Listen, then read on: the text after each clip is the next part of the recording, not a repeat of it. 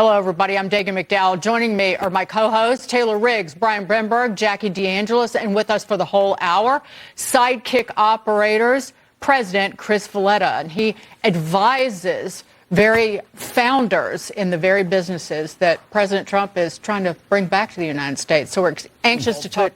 Let's focus on business and the economy, Chris.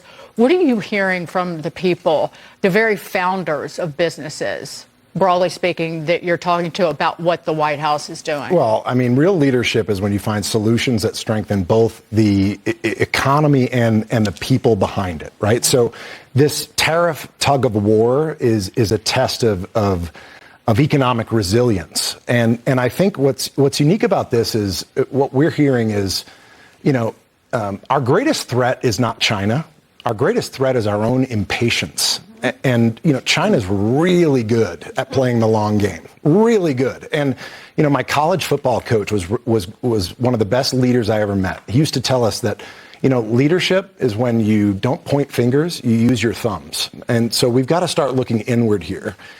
We get mad when our Amazon packages don't show up in an hour. Okay, we are so impatient. And the pendulum just swings so far in either direction.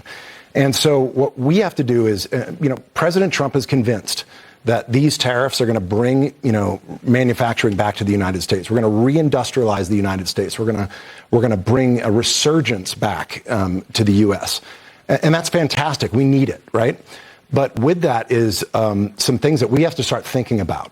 There's going to be a lot of jobs that come with that, which we're already facing a major deficit in skilled trades workers in the U.S. as it relates to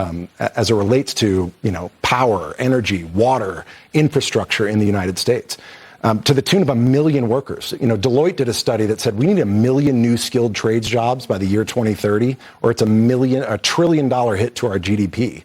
Compound that with a resurgence in U.S. manufacturing and distribution, and it's a major impact. And so we need to invest not only in the long game of vocational schools and skilled trades education, but we've got to start thinking about short term. How do we solve that labor gap? And by the way, automation, robots, sure, yeah, that's good, but robots break down, and robots aren't going to be the ones that do all of the work. We need to fill the labor gap that's coming into the United States if that is the case. We've got to focus there as well.